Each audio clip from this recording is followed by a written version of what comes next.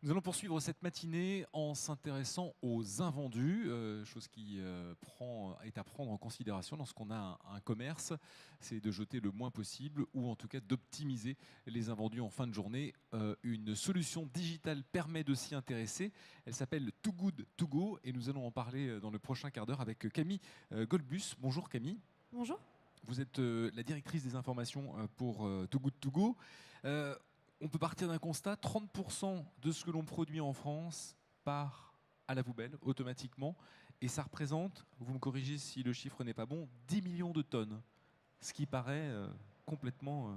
Ouais, c'est ça. Même au niveau du monde, en fait, c'est 30% de tout ce qu'on produit qui part à la poubelle. Effectivement, au niveau de la France, ça représente 10 millions de tonnes de gaspillage alimentaire. C'est beaucoup de produits qui finalement sont produits tous les matins par des artisans, des boulangers, des pâtissiers, des traiteurs et qui finalement ne vont pas pouvoir remettre ces produits le lendemain et se voir entre guillemets dans l'obligation de les jeter. Et on a vraiment voulu créer une solution pour résoudre cette problématique de gaspillage alimentaire et pour que les commerçants ne travaillent pas pour rien et pour qu'à la fin de la journée se sentent obligés de jeter leurs bons produits. Comment a été créée cette application? Est-ce que ça vous a pris beaucoup de temps de recherche? Oui, alors en fait, l'application a été créée en juin 2016 en France. Le développement effectivement de l'application a pris un petit peu de temps. Après, ce qu'il a fallu faire, c'était d'aller voir les différents commerçants, les boulangers, les pâtissiers, pour leur parler de la solution Too Good To Go et leur présenter cette solution comme une solution gagnant-gagnant où ils vont pouvoir revendre leurs produits en fin de journée et améliorer leur image environnementale. Et donc, c'est vraiment ce moment en juin, juillet où on allait voir les différents commerçants partenaires qui a pris un petit peu de temps. On a lancé l'application à Paris et à Lille avec une trentaine de commerçants partenaires. Et au fur et à mesure, en fait, on a vraiment senti le besoin de la part des commerçants et des utilisateurs d'avoir une solution pour agir localement contre le gaspillage alimentaire. Et petit à petit, l'application a, entre guillemets, prise et aujourd'hui on a un peu plus de 2500 partenaires qui luttent à nos côtés contre le gaspillage alimentaire. Et vous avez développé, je crois, vous avez essaimé sur le territoire, il n'y a plus, enfin, vous avez développé le nombre de villes, hein. Oui, c'est ça, ça a été très vite. Comme je vous disais, on a lancé en juin 2016 à Paris et à Lille. Et très rapidement, on a senti aussi donc, le besoin de la région d'avoir cette solution Too Good To Go. Et donc, on s'est développé d'abord à Strasbourg, puis à Bordeaux, puis à Lyon. Aujourd'hui, on est vraiment présent sur tout le territoire français avec un peu plus de 55 villes en France. Et on a vraiment des commerces de tout type et dans toute ville, grande, petite enfin grande, moyenne et petite ville. Ça me surprend toutefois que vous ayez eu du mal à convaincre les commerçants, parce que l'idée paraît quand même géniale, de se dire qu'on va pouvoir, grâce à une application, trouver une solution pour, on va dire, limiter les pertes. Oui, alors effectivement, quand on arrive chez des commerçants pour leur parler d'une solution qu'ils ne connaissent pas, d'une application qui est mobile, ça peut paraître un peu compliqué de prime abord. Ça n'existait pas du tout. Donc c'est vraiment de devoir les convaincre en leur disant, bah voilà, ça va fonctionner, faisons-le ensemble, ça reste complètement gratuit, testons. Donc c'était plutôt aussi ce côté-là où il fallait les convaincre, ce côté un peu technologique. Et aussi, on a en France, il y a quelques années, cette application n'aurait pas fonctionné puisqu'on avait l'habitude en France de cacher le gaspillage alimentaire et de ne pas en parler. Aujourd'hui, les mentalités sont vraiment en train de changer. Nous, on le voit vraiment dans les avec les différents commerçants avec lesquels on travaille. Aujourd'hui, c'est de dire j'ai du gaspillage alimentaire car je travaille avec des produits frais et donc forcément, je jette des produits. Alors concrètement, comment ça se passe pour le commerçant? Quand vous arrivez, qu'est-ce que vous lui proposez? Comment est-ce que ça va se mettre en place pour qu'il puisse avoir cette solution pour gérer ses invendus? Alors pour le commerçant, c'est vraiment très simple. Nous, on a pris le parti de créer une application qui soit pour lui aussi simple que de jeter. Et donc, en fait, on va lui proposer de créer des paniers surprises. Donc, il ne va pas avoir besoin de référencer ses produits parce qu'il ne sait pas exactement ce qu'il va avoir à la fin de la journée comme un vendu. Et donc, tout simplement, il est référencé sur l'application. On définit ensemble un panier d'une valeur minimale de 10 euros, par exemple, que l'utilisateur sur l'application va payer 3-4 euros. Et à la fin de la journée, le commerçant regarde tous ses invendus, il les remet dans des petits sacs en fonction de ce qui lui reste et l'utilisateur passe tout simplement les récupérer. Et pour les utilisateurs, c'est une application à charger. Alors, j'imagine que vous avez travaillé sur de la promotion, parce qu'il faut la faire connaître, cette application, pour que les gens aient l'idée d'aller la trouver pour pouvoir s'en servir. Alors, effectivement, c'est une application qui est téléchargeable sur iOS et Android gratuitement. Non, on n'a pas fait de promotion. On a eu la chance, on a vraiment la chance d'avoir un concept qui est gagnant-gagnant, qui fonctionne très bien. Du côté utilisateur, c'est de récupérer des bons produits à tout petit prix, de découvrir des nouveaux commerces, puisque l'application est géolocalisée. Donc, c'est vraiment aller voir les commerces autour de soi et vraiment aussi les découvrir pour devenir des clients futurs. Donc, c'est vraiment simple et c'est des tout petits prix. Donc vraiment, on n'a pas fait de promotion. En fait, ça s'est vraiment fait au bouche à oreille. Les commerçants en ont parlé, les utilisateurs en ont parlé. Et le fait que ce soit une solution gagnant-gagnant a permis effectivement qu'aujourd'hui, on ait eu sur l'application un peu plus de 900 000 téléchargements. C'est énorme. C'est énorme. Oui. Du coup, ce sont les utilisateurs qui viennent chercher autour d'eux les offres qu'ils pourraient trouver et non pas le commerçant qui va envoyer, on va dire, des push, des notifications de « venez chez moi, voilà, je vous fais un petit package de fromage, de fruits, de… » Non, c'est vraiment l'utilisateur qui va directement se connecter, donc voir les commerces géolocalisés. Il voit si potentiellement ce commerçant a des invendus aujourd'hui. Il lui suffit de commander sur l'application, de payer un tout petit prix et ensuite il va directement chez le commerçant récupérer son panier. Nous, on n'a jamais voulu mettre en place la livraison, tout simplement parce que c'est important pour nous de revaloriser, de refaire découvrir les commerçants de quartier.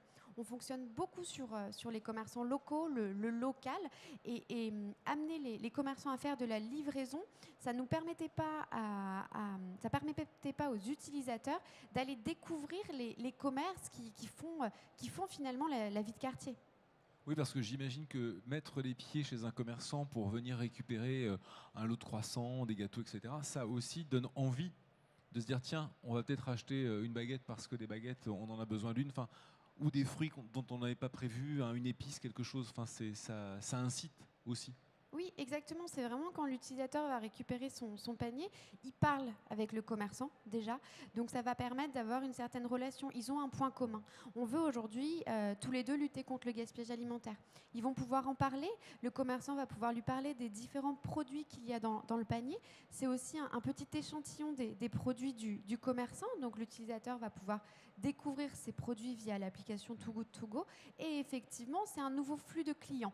L'utilisateur découvre le commerce via l'application Too Good To Go et ensuite, il va potentiellement devenir un nouveau client ou effectivement, le jour même, racheter des produits dans la même boutique. Les commerçants constatent-ils généralement une hausse de fréquentation quand ils utilisent l'application ?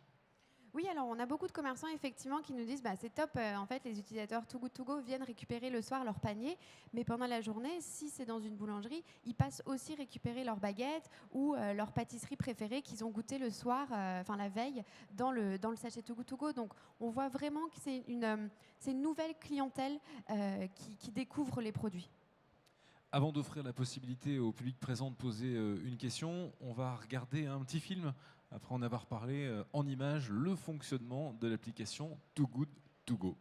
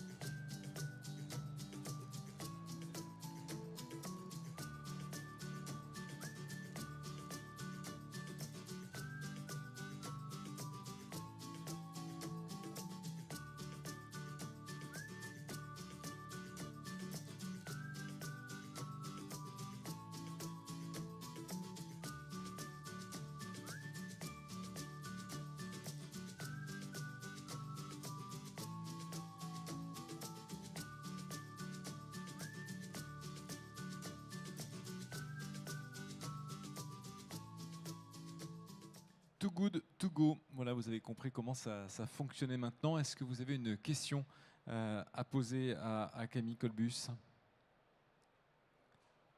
Oui, on va vous amener un micro pour qu'on puisse vous entendre. Peut-être le modèle financier, en fait, comment ça se décompose, qui gagne quoi, enfin, Oui. avec quelques chiffres. Oui, bien sûr. C'est effectivement important. Nous, ce qu'on a voulu vraiment créer, c'est que ce ne soit pas une charge supplémentaire pour le commerçant.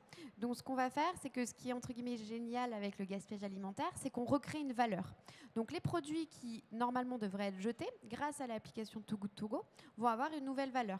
Sur cette valeur-là, on va, nous, se rémunérer en récupérant une commission fixe à chaque fois qu'un panier est vendu. Et c'est tout. Tout simplement parce que le but, c'est pas que ce soit vraiment un coût supplémentaire pour le commerce et que, grâce à l'application Too Good To Go, les partenaires puissent aussi récupérer une certaine rémunération. Et quel est, c'est un pourcentage C'est vous 1 avez euro. des paliers Non, c'est 1 euro de commission fixe. À chaque fois qu'une portion est vendue, en sachant que les portions sont vendues à 3-4 euros sur l'application. Voilà. Une autre question? Oui, monsieur. Bonjour. Bonjour. En procédant, enfin pour le commerçant, en mettant ses produits sur Too Good To Go, est-ce qu'il n'a pas peur de un petit peu biaiser son business et n'avoir finalement que des clients Too Good To Go qui attendent les invendus? C'est une bonne question. On nous la pose souvent. Et en fait, on n'a pas du tout finalement ce transfert de clients, tout simplement parce que l'application Too Good To Go fonctionne sur le principe de panier surprise. Donc l'utilisateur ne sait jamais exactement ce qu'il va récupérer. Et donc quand vous voulez récupérer une baguette, un pain au chocolat ou une pâtisserie, vous allez aller l'acheter. Alors qu'en fin de journée, vous ne savez pas exactement ce que vous allez avoir. Donc finalement, il n'y a pas ce transfert. Et en plus de ça, c'est des horaires de collecte. Donc l'utilisateur peut venir récupérer une demi-heure avant la fermeture. Donc il faut que vous soyez disponible et la possibilité finalement, s'il n'y a plus d'invendus, de ne rien récupérer. Donc on n'a pas ce transfert finalement. C'est vraiment une nouvelle clientèle. Alors, merci. Oui, c'est vrai qu'il y a une certaine logique. On se dit qu'on s'épuiserait assez vite à attendre la fermeture, de se dire. Exactement. Donc du coup, une question, une dernière question? Plus de questions? Merci de votre attention. Je vous invite à applaudir Camille Colbus, directrice des informations pour Too Good To Go, pour être venue vous expliquer la solution digitale donc, pour gérer ces invendus. Dans quelques minutes, à 11h25, nous allons évoquer les blés labellisés avec Bertrand Girardot, c'est le PDG des Moulins Girardot et Suire, et Étienne Henriot, agriculteur à Sens dans l'Yonne, mais aussi président de la coopérative Innovae. Ils viendront nous parler de l'importance des filières et des blés labellisés. À tout de suite.